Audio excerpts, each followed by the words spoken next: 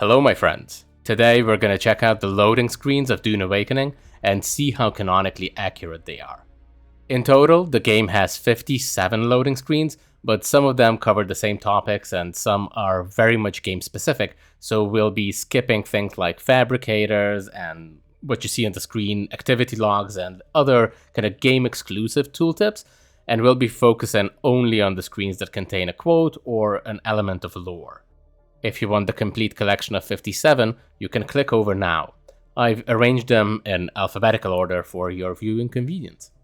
As for the lore review of the remaining 30 topics, I realized that it might not be the most visually engaging thing to stare at an unmoving frame, so I'll be including some of my gameplay from a few weeks ago. Hopefully there's nothing too embarrassing in there. And as always, the standard disclaimer applies. First of all, a general spoiler warning for Dune Awakening. Secondly, since this is a video game adaptation of Dune, I won't be nitpicky about anything that's required for game mechanics. For example, we'll be accepting all the resources just lying around. And since this is an alternate timeline, we'll be accepting any changes described as a consequence of Lady Jessica having a daughter instead of a son. Okay, let's get going. First up, the Buggy. The quote above the tooltip says, "Some ground cars are moving toward the south wall." Now, it sounds weird without context, but this is indeed a quote from the book. Just before Paul decided to create a new shortcut through the shield wall at the end of the book, Gurney ordered one of the men with a telescope to keep an eye out on the south wall, and this was his response. Nothing glamorous. This quote is from the beginning of the book. The Atreides family is still on Caladan and Paul studying up on Arrakis. Tufir Hawat is telling him about the storms and continues by saying, "They can blow up to 700 kilometers an hour, loaded with everything loose that's in their way. Sand, dust, everything. They can eat flesh off bones and etch the bones to slivers." And the game delivers. The quote on the screen is the exact definition given by the terminology of the Imperium, the last appendix of Dune. While the Cutteray features heavily in the game, in the original book, the tool shows up only one time. It's in a scene after the Battle of Arrakeen when Gurney signs up with Staban Tuak, the son of Esmar Tuak. The quote goes like this: "He found himself in the assembly hall through which he and his men had been led by Tuak's aides. It was a long, fairly narrow area chewed out of the native rock, its smooth surface betraying the use of Cutteray burners for the job." I recently published a piece about the original timeline of Dune on DuneNavigator.com, and the most compelling pieces of evidence to support the theory that Herbert originally intended Arrakis and the spice to have been discovered only a century or so before Poe's story are the desert testing stations. Specifically, the film book Paul got from Yui titled Arrakis, His Imperial Majesty's Desert Botanical Testing Station, described as an old film book from before discovery of the spice. In the final timeline and in the description of the loading screen, this would make the book more than 10,000 years old. Doesn't seem very realistic. But disregarding this, canonically it's accurate that the testing stations should be full of tech. That's why Duke Leto was trying to get their location from Stilgar and the Fremen. Obviously, he didn't know that the stations were important for the terraforming efforts of Kynes, and so he'd never get access. But in this alternate timeline, the Fremen are gone, Kynes is gone, so it makes sense that everyone and their mother would try to get access and salvage what they can. It's a small, throwaway reference, but Dew Reapers are absolutely straight from the book. The thing with the Holtzman field and how that's responsible for collecting the dew is an addition by the game developers. There's no mention of this level of technology in the book, so it's borderline lore accurate, but I do love it. Everything you see on the screen is canonically correct. The "so many things" in that quote refers to a non-exhaustive list of things that we know are part of a Fremkit. That includes Literjons, Stilltent, energy caps, recaps, sand snork, binoculars, stillsuit rep kit, Baradai pistol, Sinkchart, filt plugs, Paracompass, maker hooks, thumpers, fire pillar, and so on. I've recently published a detailed article on Fremen tech, so if you're interested, head over to DuneNavigator.com. This quote is from Duke Leto just after he got hit by Yui's dart that incapacitated him. Something that did not happen in the timeline of the game. There's not much else to say about generators. It's Dune, not Star Trek, so we don't get technical details. The Landsraad is a major political power within the Imperium, primarily representing the federated Great Houses. It forms one of the three balancing forces of civilization, alongside the Imperial Household and the Spacing Guild, which, as you know, holds the monopoly on interstellar transport. The Landsraad High Council functions as a supreme tribunal for resolving disputes between great houses. It is instrumental in enforcing the Great Convention that, for example, prohibits the use of atomic weapons against human targets. The Emperor and the great houses of the Landsraad are the primary shareholders in CHOAM, and they collectively appoint officials, such as the Judge of the Change. The quote is from Lady Jessica, and although not in Carthag, we did get a lasgun shield explosion in the original Dune. Duncan Idaho left the shield running at full power when the Harkonnen were trying to hunt him down with Paul and Jessica. The resulting explosion not only killed a lot of Harkonnen, but also stopped them from using lasguns for a while because, well, they were afraid there's gonna be another one. So this part is canonically correct. Having lasguns that can auto-detect shields is absolutely ludicrous.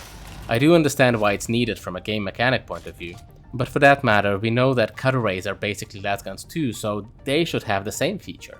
Anywho, splitting hairs here. The quote is from Tufir Hawat when he was listing the available equipment to the Duke and his staff. About 930 harvester factories and about 6,250 ornithopters for surveys, scouting and weather observations. Carrioles a little under 1,000. I'd only add one thing to what's on the screen. As the name implies, Literjons can carry 1 liter of water.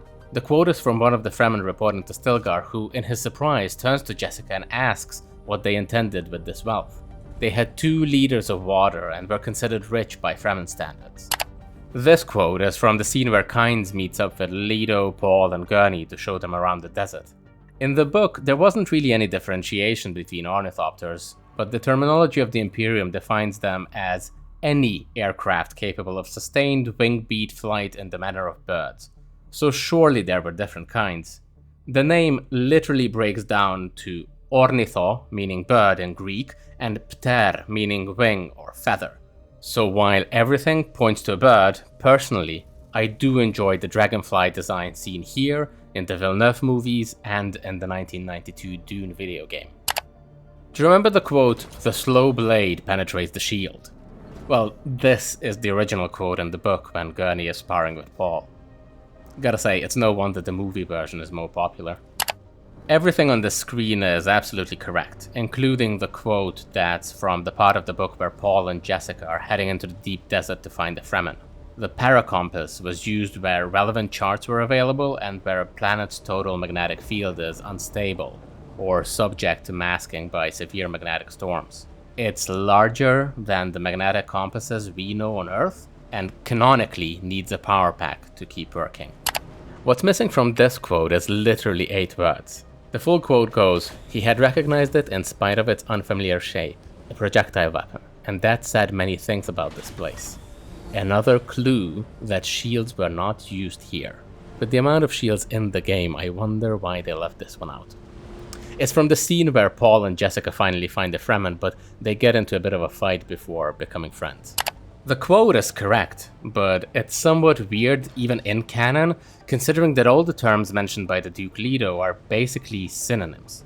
Harvesters or harvester factories are large, 120 by 40 meter sized spice mining machines commonly employed on rich, uncontaminated melange blows, often called a crawler because of its bug-like body on independent tracks, while a Sandcrawler is just a general term for any type of machinery that's designed to operate on the surface of Arrakis, hunting and collecting spice.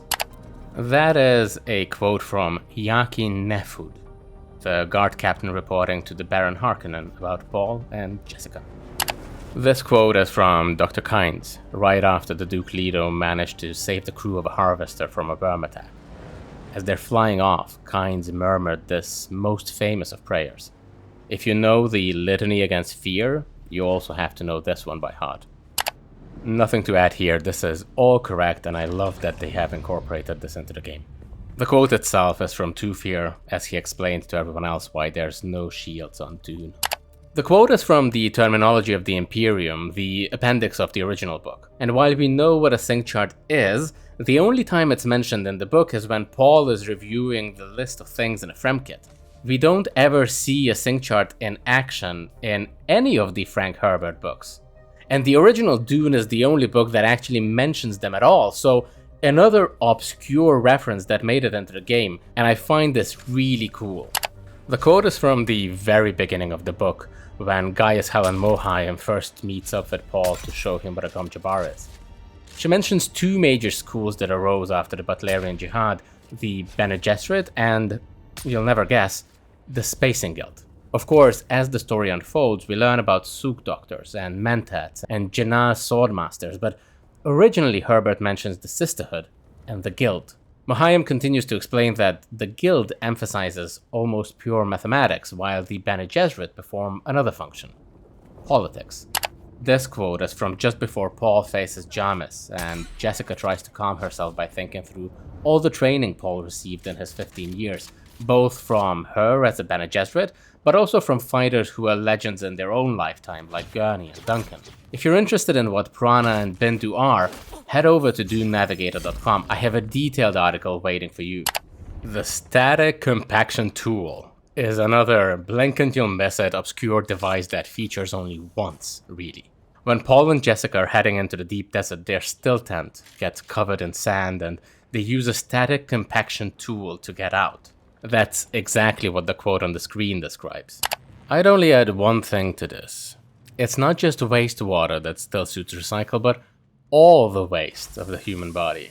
That includes number ones and number twos. And while that's disgusting, you'll lose only a few milliliters of water a day, assuming you have a Stillsuit of Fremen manufacture and are using it correctly. This is all correct and lore accurate, except there's a typo. This quote should read small, sealable enclosure, not scalable. But as far as mistakes and inaccuracies go, I'm super impressed by how few we found. The reason it was important for House Harkonnen to have a sub-fief on Arrakis was that in the 80 years that they ruled the planet, they were only given a quasi-fief under a Chom Company contract to mine the spice. House Atreides received Arrakis from the Emperor as an actual fief, which only underlines the theory that the Harkonnens bought their titles, while the Atreides are actual nobility. I love the fact that in this game, much like shields, Suspensors will also call a Sandworm. While it was never confirmed in the books, the last sentence of that quote on the screen is the Lady Jessica wondering whether Suspensors would attract the worm the way a shield does. It would be plausible since both pieces of tech use the same in-universe fictional physics, the Holtzman effect. One uses it to repel things off you, and the other to repel you off of things. The quote is from Paul's coming-of-age ritual, when he needs to call and ride a worm on his own for the first time. For that, he uses a Thumper given to him by Stilgar, and while we've seen a few versions on screen, canonically, Thumpers are short stakes with spring-driven clappers at one end. The quote on the screen is from Tufir Howard showing a Solido image of a carryall to the Duke Leto and the top brass of the Atreides. So whatever balloons you might have seen in movies, you now know that carryalls should have flappy wings like a bumblebee. While you would think water discipline is something very Fremen, it's actually a term used across Arrakis. For example, as the Atreides soldiers arrived on the planet, before they could hit their bunks, they had to go through orientation which featured water discipline quite heavily. I gotta say, I'm very much impressed by the amount of Dune that's in this game. I'm probably one of the few people who bought the game because of the IP, so I was relatively anxious about whether or not I'm gonna have a good time, but the game itself is great. But then being surrounded by so much lore and canonically accurate references, chef's kiss.